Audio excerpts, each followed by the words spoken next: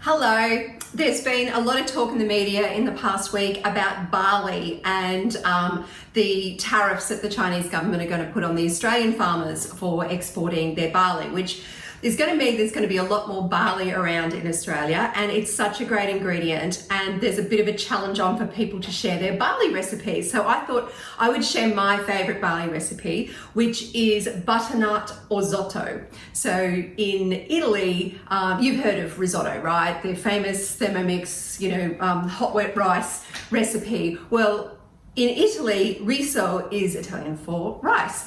But Orzo is Italian for barley. So basically an orzotto is just a risotto made with barley. And in this recipe, which I was initially made or inspired from Nigella Lawson in her Christmas cookbook, which I love. This comes out every Christmas and I love it very much.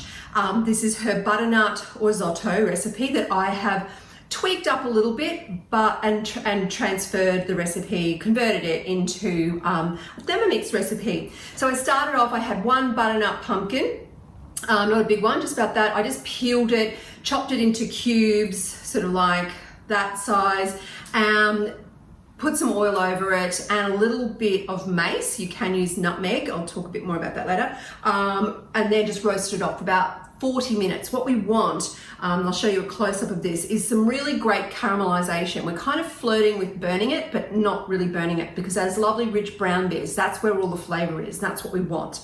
Okay, so I've set that aside. I've roasted that off, and then I'm just going to get started the way we normally would with a risotto, and that's with an onion that I've just peeled and halved, and a little bit of 2 cubes of garlic, or if you know me, you know I use garlic paste that's in the freezer, so I'm going to pop that in, and then we're just going to chop that.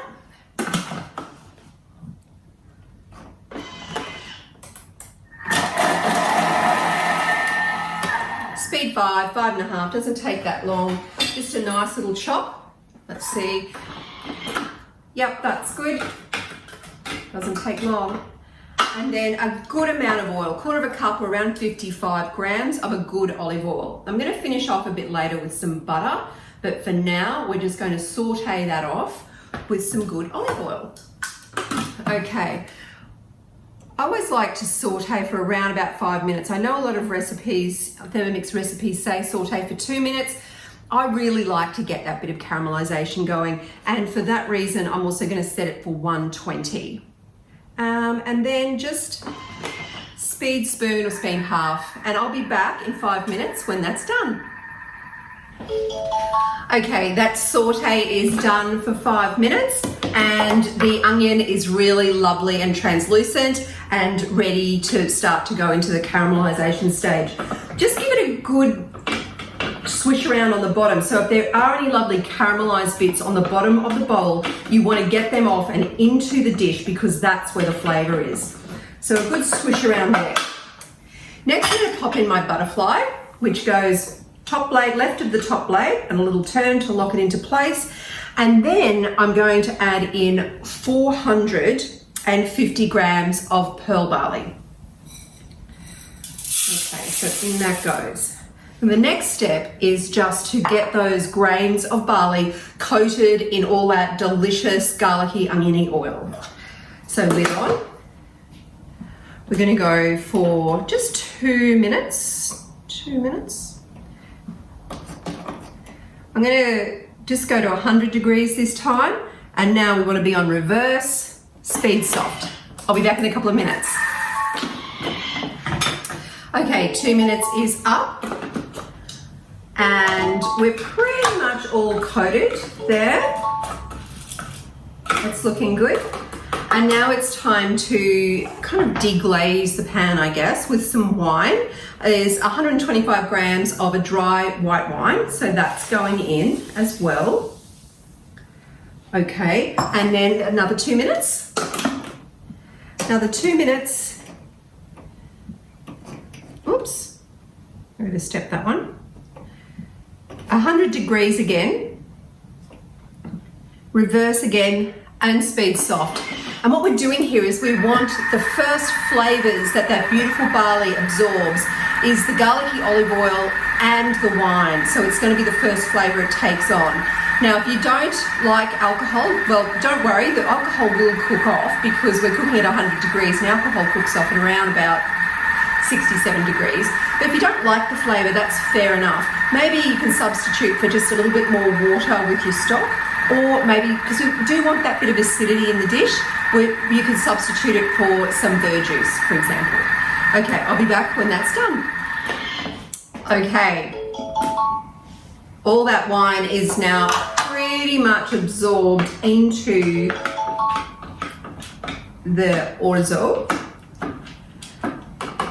and we're ready for the next step. Now, before we go any further, confession time. I do this all the time. I forgot to chop the cheese. For me, I'm lucky I have a second bowl blade and lid set, so I'm just going to do a quick swap over, add my parmesan cheese. I've got about 75 grams there because that's all I had, but anywhere between 50 and 100 is fine for this dish. I want to fold it through at the end and it will just make the dish, give it a lot more umami, salty flavour, and just lift it and make it a lot creamier. But for right now, I just need to chop it. And that's just, what am I doing? Let's just go speed 9 for around about 10 seconds. 8 seconds will do it. You can hear when the cheese is done because it's not banging against the side and it's lovely and fine. I do love grating cheese in the Thermomix. Never, ever, ever gets old. Now, if I was following my own recipe, I would have done that first and then continued on with the onion, chopping the onions and the garlic. I'll pop that aside. Orzo back on. Next. All right, a tablespoon and a half of your vegetable stock paste. Lovely, in that goes. And then 5 cups, or around about 1.25 litres of water. So in that goes. So we are getting a pretty full bowl here, so watch that max line, yeah? And then some pumpkin. All of our beautiful roast pumpkin that has been roasting in olive oil and with a bit of mace on the top of it. So mace is the spice. Mace is sort of like the fingers that surround the nutmeg ball, and it has a really lovely flavour, not as intense as nutmeg. But what I would say to you is if you don't use mace in any other cooking, please don't go out and buy it because that's the kind of stuff that just clogs up your pantry. I just use some nutmeg, but nutmeg has a more intense flavour, so maybe just go half a teaspoon or 3/4 of a teaspoon and you pop that over the pumpkin while it's been cooking. Okay, we are going to go for 20 minutes. So barley, unlike risotto rice, which is a borio or cannelloni, something like that. Barley still has its sort of outer husk on it, which means it's going to take a lot longer to cook. So while we could do a risotto in 13 to 16 minutes, this is going to take a little bit longer to cook. So I'm going to start off with 20 minutes because we've still got a couple of other ingredients to add at the end. But we're going to go 20 minutes and then we're going to see how nutty it is. We do want it to have that kind of nutty flavour, not too mushy. But let's just try it for 20, 100 degrees, reverse. I'm going to go speed half. See how it's kind of making that noise? You can just up the speed to 1, noise gone. For some strange reason, sometimes on a lower speed, when you've got things like rice in the bowl, it shudders at that speed, but it's okay just to take it up. Once it settles, you can knock that speed down again. But that's doing its thing. What I might do though, because risotto can bubble up, I'm just going to pop my basket on top and I will be back in 19.5 minutes to see where we're at. Okay, the first 20-minute cook is up. Let's see how it's looking. First glance, it's looking still pretty watery, like there's still lots of liquids in the bowl. The butterflies come unstuck a little bit, but that's okay. I might actually just take that out because I think with the the barley. It's a lot more robust than a normal risotto rice. So let's just see how we go without it. Yep, look, we still need another good 20 minutes of that. So I'm going to pop that back on. Oh, where are we? Oh, this is what happens when you have a wet screen. If you've got a wet screen and you have trouble using the touch interface, that's because you just need to give your screen a really good clean down. Let's try that again. Okay, let's go another 20 minutes. Actually, no, let's go 15. Let's go 15. Again on 100 degrees, reverse, and speed half. When the cook started to happen, I had it on speed 1, but it settled down and I could knock the speed back. So that's going to really help not knock the barley around too much. And yeah, let's come back in another 15 minutes and then we'll put the finishing touches on, a final little cook, and then we'll have a delicious plate of butternut orzotto. See you soon. Okay, we're almost there. That extra 15 minutes has seen the barley really absorb a lot more of the moisture. I can start to see them coming to the top, so it's a lot less watery.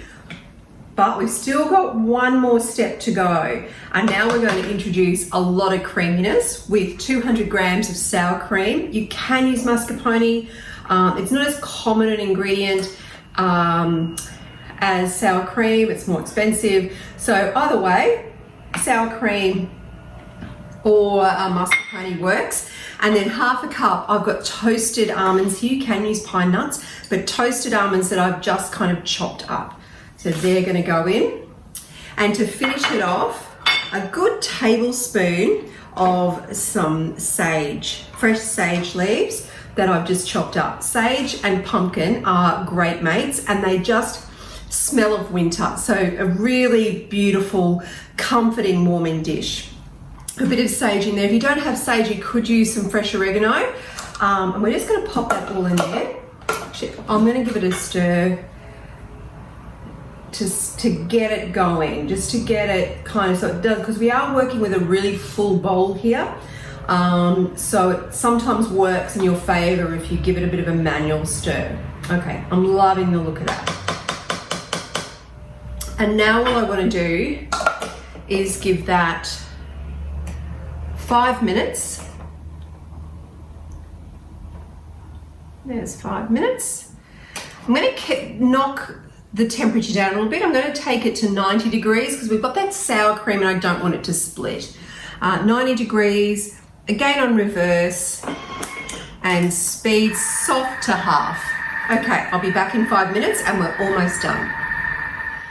Okay, that extra time is up and I think we're ready to move our orzotto into the thermoserver. Now, in all of the years of me making mushroom risotto as a Thermomix consultant, I always added to the bottom of the thermoserver some spinach leaves because I just felt like it's such a starchy dish. It needed a little bit of freshness, something that's going to lift it. So a handful of spinach leaves in the bottom, just to cover the bottom of the thermoserver, or whatever dish you're using. If you don't have a thermoserver, that's cool. But these are ideal because they keep it so warm and retain the heat. But the heat from this orzotto is going to wilt that spinach and it's just going to add a lovely touch of green to the final dish. Now we're going to pop in our orzotto, pour it all in. As you can see, it is a huge amount of food. Like, we've maxed out the bowl there.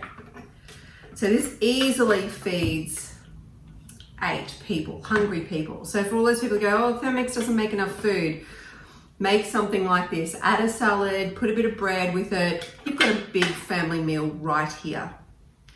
Okay. Next step, I'm going to add a good dob of butter because I'm going to pop that in there and that's going to melt because I want that rich silkiness to go through it. We've only used oil as the fat in this, but I totally want to add in some buttery goodness. And then I'm going to add in about half the parmesan. The rest I'm going to leave to serve. All right, so a bit of butter, a bit of parmesan in the thermoserver, and just fold it through. You don't need to stir too hard. It'll work itself out. All right. Oh my goodness, this is going to taste amazing. Okay, I'm going to let that rest for 5. Like any risotto, you need to let it rest, and that'll do the final absorption in the thermoserver, and then we'll be back to serve it up.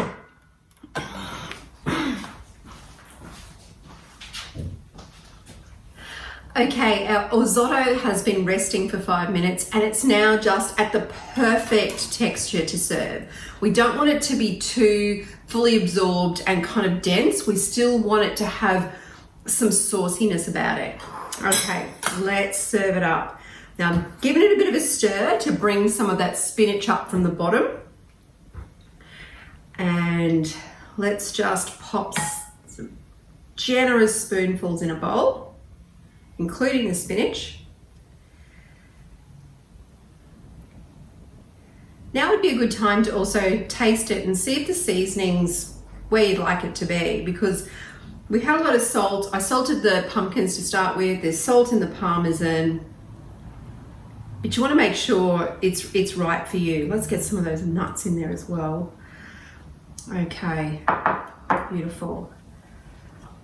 I'm going to add a little bit of gorgeous Alston sea salt, a grind of fresh black pepper.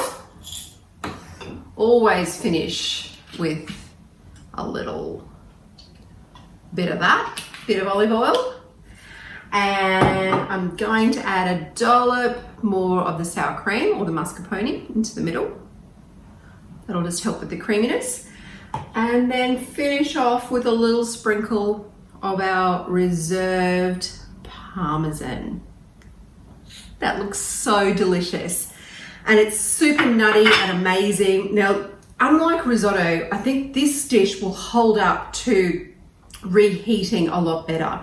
If you need to reheat it, maybe just add a little bit of water, a little bit of stock or whatever you've got, and then just bring it back over a slow heat. But because of the strong nature of the barley, it's going to hold up and not go as gluggy as maybe a risotto would do if it's been reheated the next day or the day after. So enjoy butternut orzotto and get using barley as much as you can. See you soon.